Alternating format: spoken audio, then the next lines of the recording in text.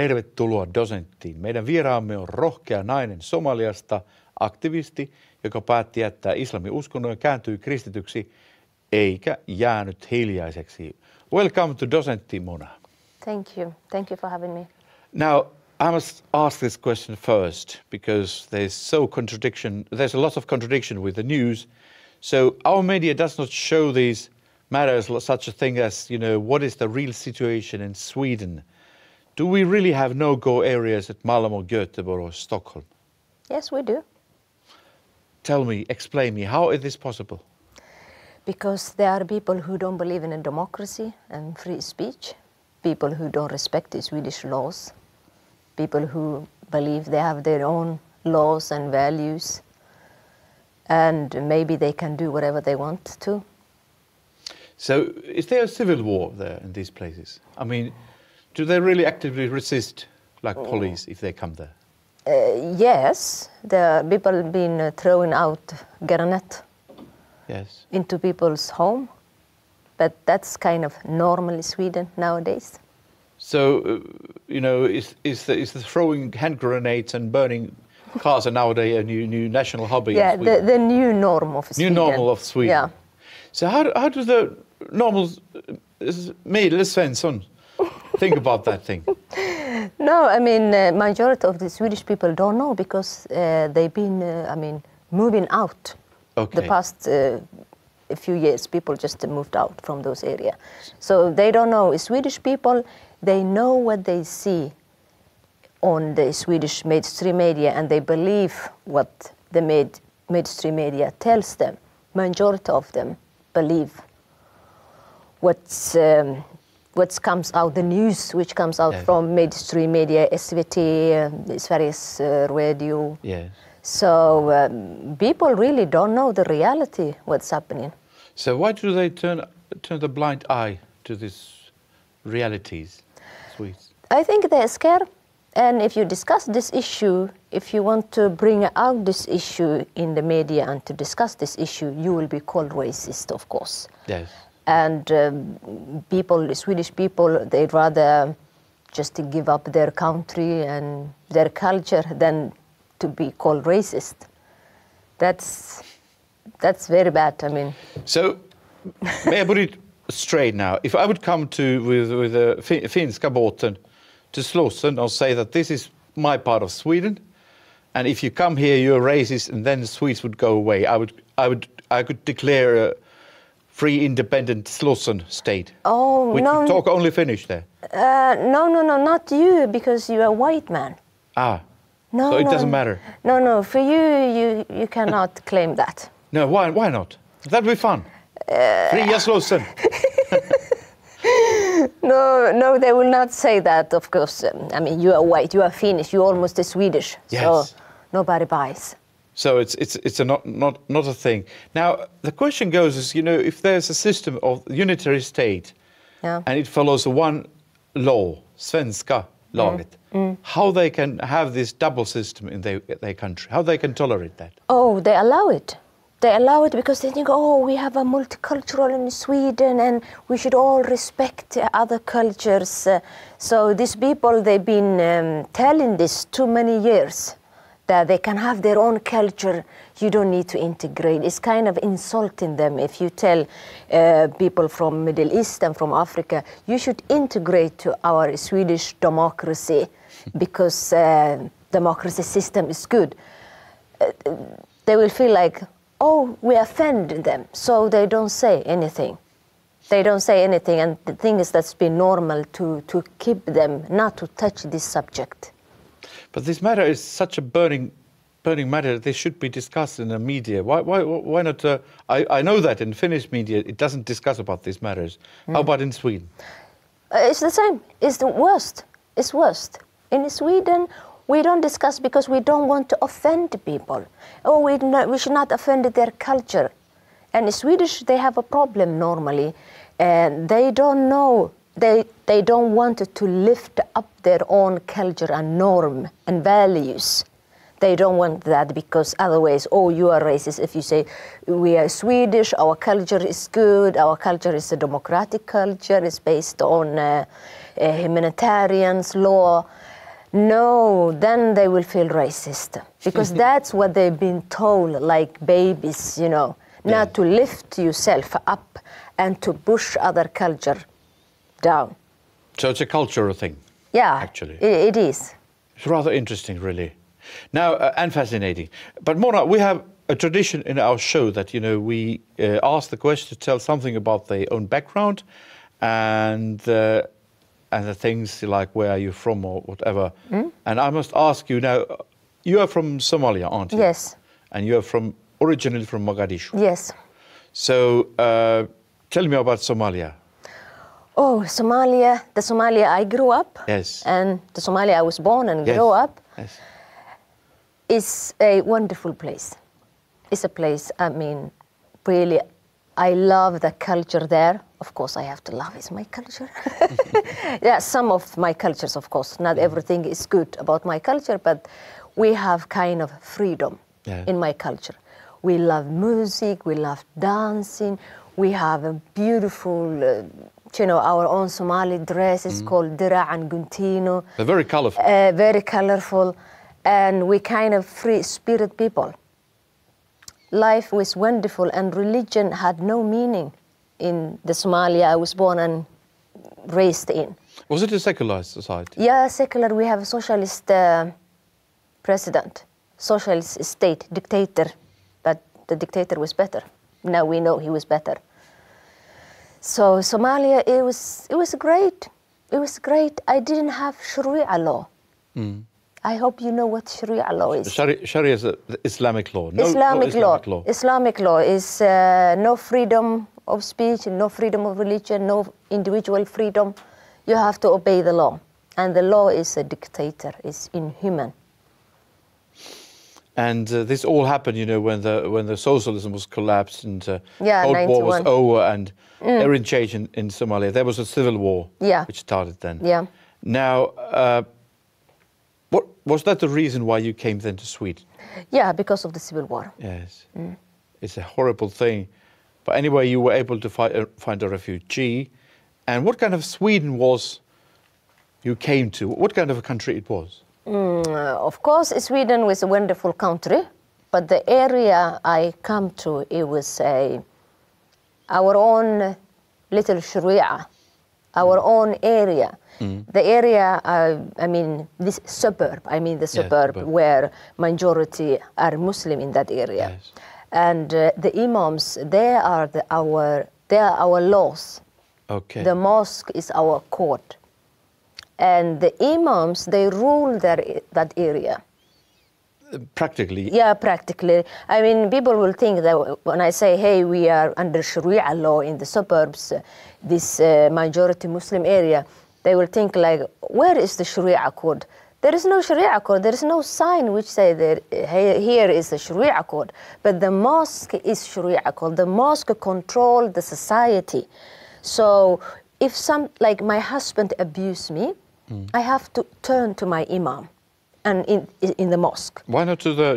No, you should not go to the infidel because the infidels, they cannot be our leaders because they are people who are going to hell. Really? They are filthy, they are immoral, we should not obey their laws. So this is our own law. We go to the Sharia, the mosque, and the imam will advise us, both me and my husband.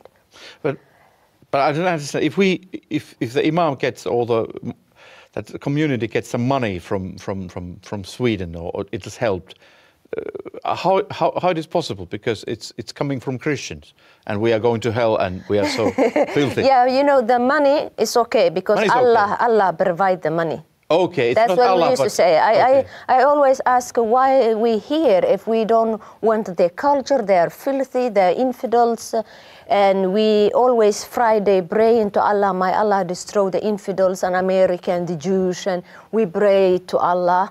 And the Imam will cry when he talk about the Jews and the Christian, and Allah will destroy them, and we will eventually take over their country. Wow. And so on. So I used to say, their money is okay, but their culture we don't want. So it's so strict. Yeah, I mean, I never say that out loud. I thought that in my head later on when I understood what's going on. And when I was studying Islam and being a good Muslim and going to mosque, I discovered a lot of things. And the things I discovered was that this much hate and the things that the Prophet Muhammad did, the founder of Islam, things that he did, things he said, I was so sad and angry because it just clashed with my own moral, my own values. I was a Muslim, but I didn't like that. I didn't like what I found. I was like kind of, how can God do this? How can a man of God, a prophet, do this? There's many immoral things in the Quran, in the life of Muhammad. So of course I was struggling and I lost my faith. I was atheist many years. So you thought that there's no God at all? No, I just rejected all God. Yes. Now, how did your religious or political awakening, how did it happen then? How did you realize that you should do something else? Oh, because the suffering, what's happening to my sisters, to my Muslim sisters, to my countrymen. I felt like Islam took everything I love from me.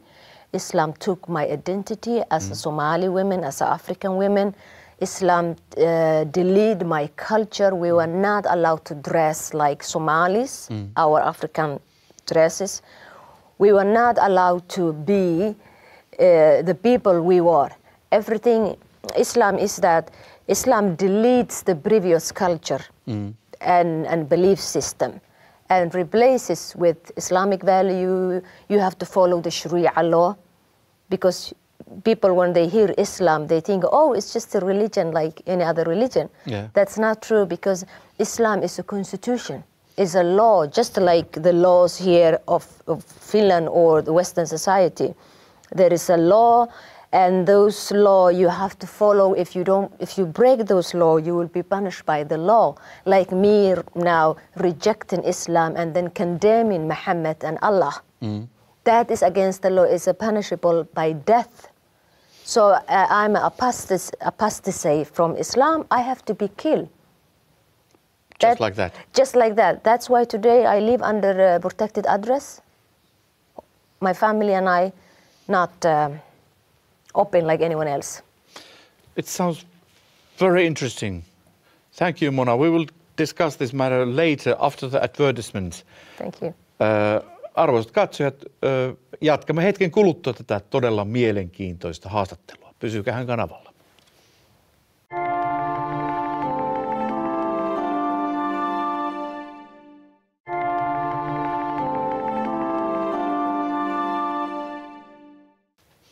Tervetuloa Dosenttiin. Meillä vieraanamme on tänään rohkea nainen Somaliasta, aktivisti, joka päätti jättää islamin uskonnon ja kääntyä kristityksi, ja ennen kaikkea hän päätti myös puhua, minkälaista se on. Now, Mona, I must ask you then, was it an easy solution to leave Islam? No, it was not. So there was no struggle, you know? I mean, what do you mean no easy solution? I have a death penalty on me. Yeah, well, that's another thing, of course. Yeah. That's not easy. Yeah, it was not easy, but for me, I just have to free myself. I know the consequences, but I anyway come out, and I left Islam, and then I criticize. That's a two crime. First, leaving Islam is a death penalty. Criticizing, yeah, is a second. Is a second. So it's not easy, even under democracy, you see. Under democracy, Sweden, freedom of religion, freedom of speech, individual freedom, freedom of choice, all that we have is in Sweden in paper. But in the suburbs, there is another law, there is a Sharia, and our politician and our media just don't want to discuss this subject, don't want to touch, because what? Because we will offend people, or because this will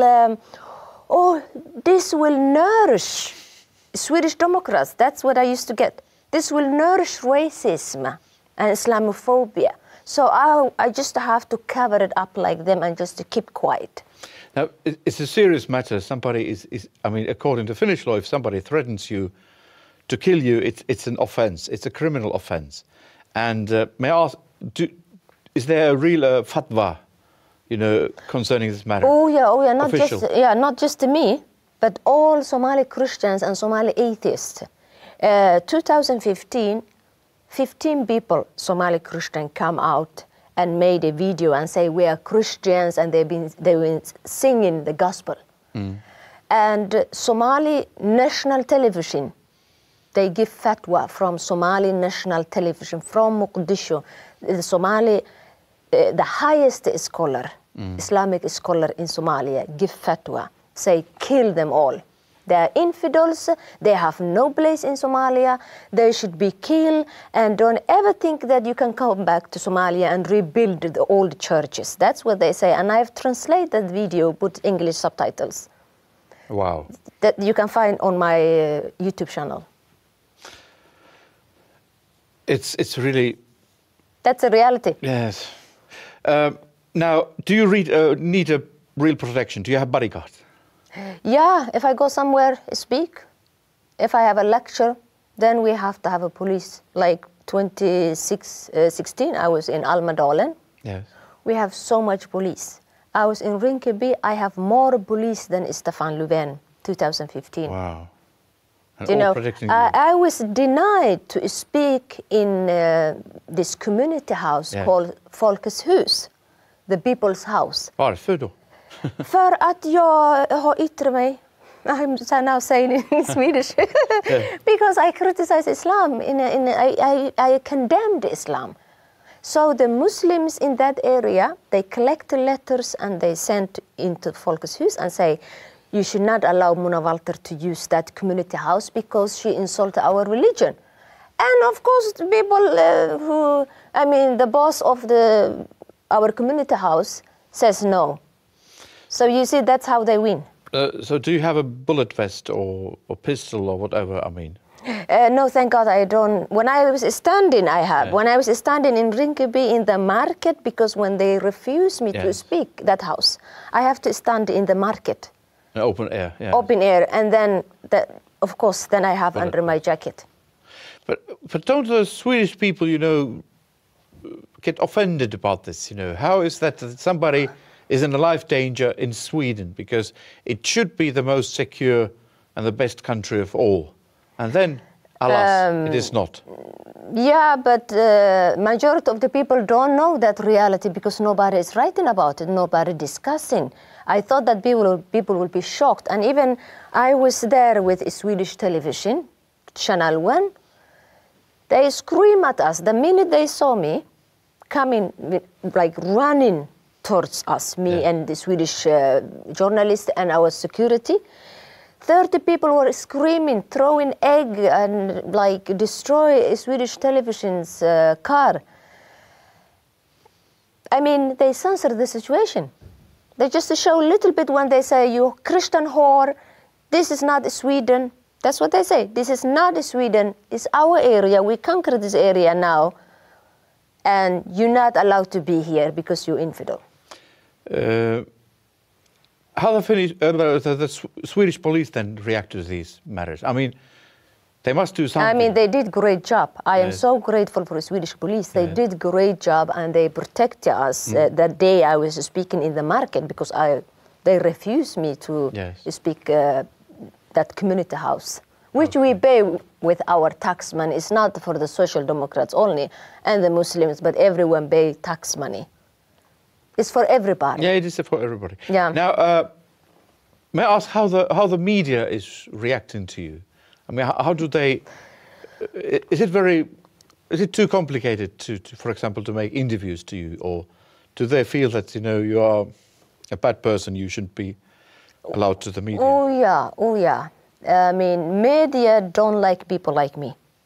Don't like people who tell the truth about what is happening or expose the dirty little secret of Sweden, our Sharia rule area, no-go zone area. They don't like such a thing. So I'm not popular. So they don't bring you to televisions or Morgan TV? Or? No. We don't have such a thing. I mean, in Sweden, we don't have a debate about Islam in like big mainstream media because the elite will not allow that. Mainstream will not allow it. We have only Muslim women, Muslim imams go into Swedish television, SVT, saying whatever they like, and of course they always say what the media want to hear. There is no like opposite voice correcting them when they lie. But don't they challenge them? You know, no, good journalists will challenge them. No, good, because they don't know. The Swedish journalists, they never read Sharia. They never study Islam, and they just interview this imam, and then the imam will say what they want to hear, and that must be true because the imam says so. Now, how about then the scholarly society? I mean, universities, they should know better. They should be experts, but how do they? What is their reaction to you? Yeah, I mean, we have one professor in Islam. He attacked me many times. Because there was a journalist who was watching my lecture in 3 hours, and then she interviewed me, and then she went to him and interviewed him, and he says that Mona Walter is driven by hate. Are you driven by hate? Yeah, she's driven by hate. She hates Muslim and Islam, and I say I don't like Islam because Islam condemned me to death. I have every right to despise Islam because it's inhuman, but I don't hate Muslims because Muslims are people. They are both good and bad. So, as Christians? As Christians, they are bad Christians, of course, and good Christians. So when I talk about Islam, I don't talk about people. I talk about ideology, and the ideology is the problem, and Swedish media or mainstream media, Western media, always when you criticize Islam, they will say, oh, you are attacking Muslim. No, I'm not attacking. There is a difference between the people and the ideology. We should not put it together. But the question is, how do you tolerate such imams? Why don't you take those imams and, you know, send them back to Somalia? Get the new imams, more liberal ones. I would do that if I could, but of course it's not. We have a laws protecting them anyway. The thing is that they never debate. They are protected. They cannot be, I mean, the media make a decision that not to expose imams. For example, I want imams to come and discuss with me or other ex-Muslims in Sweden. Never, they don't want to come. Why not? Because they know that they cannot handle the questions. They cannot handle the question because they've been telling the society Islam is a religion of peace and Islam respects Christianity and freedom of religion. They've been telling this lie too long, and when someone else comes and say that, no, that's not true, they cannot handle. But usually, you know, the integration and adaptation to the new society happens in the next generation, you know, that, you know, not perhaps those who have immigrated, but that their sons and daughters. Is there a kind of a trend that they would, you know, reform the Islam whatsoever, you know, that they would be more tolerant, more... No, I don't think so. I don't think so. You know, to reform Islam, someone have to admit there is something wrong with Islam. They have to admit that something is not right with the Quran and Prophet Muhammad. For example, Prophet Muhammad, he's a warlord. He was not a good man. One time he was a religious leader in Mecca, and then he left 622 to Medina, and then after that he became a political leader, he became a warlord. He was a bloody man. He was not a good man, and I think it's important that Muslims admit that the history of Muhammad and who Muhammad was and what he did. And the fact that the Quran tells Muslims to follow Muhammad's footsteps. So he's the perfect man. He's a perfect man. We call it Al-Insan Al-Kamil, the perfect man. So I think people, Muslims first, and not individual Muslims here under democracy, they have to do this in Egypt, where is Islamic University Al-Azhar, and in Saudi Arabia. Islamic scholars have to do this. It must come from the leaders. One individual, one group here in Europe cannot reform Islam. How about, you know, if somebody would come and stand up and say that, no, we should do the right thing? We should be nice to each other. I think they can do that, of course. But here it's okay. Here they can practice their religion how they wanted to practice, because here we have a democracy protecting them. No problem here, because we have a Muslim here who obeys the law, who are good citizens, who are very secular Muslims, of course. So here there are still people who don't practice hardcore Sharia. We have already, but they're not, they're not criticizing either. I have not seen one Muslim person criticizing the Quran, modern Muslim coming out and say, hey, something is wrong with the Quran, this is not okay. Or saying that Prophet Muhammad, when he say, for example, Jews, we should delete the Jews from Arabia Peninsula. Muhammad said that we should take out all the Jews, kill them all. And he said, the last day will not come until the stones, the trees say that there is a Jew, come and kill him. The stone will talk, like this chair talking and telling people, hey, there's a Jew, come and kill him. I mean, that in the Muslim community, we never discuss that. Never? Never. And it's okay even because I used to sing, you know, in like anti-Semitic song in the mosque. I have not seen people criticizing that. Mona, thank you for very good interview. Thank you. Thank you for having me. Dosentti jatkaa mielenkiintoisten ihmisten haastatteluja ja sellaistenkin asioiden käsittelyä, jotka voivat tuntua vaikealta. Katsokaa aina Dosentti, emme pelkää mitään.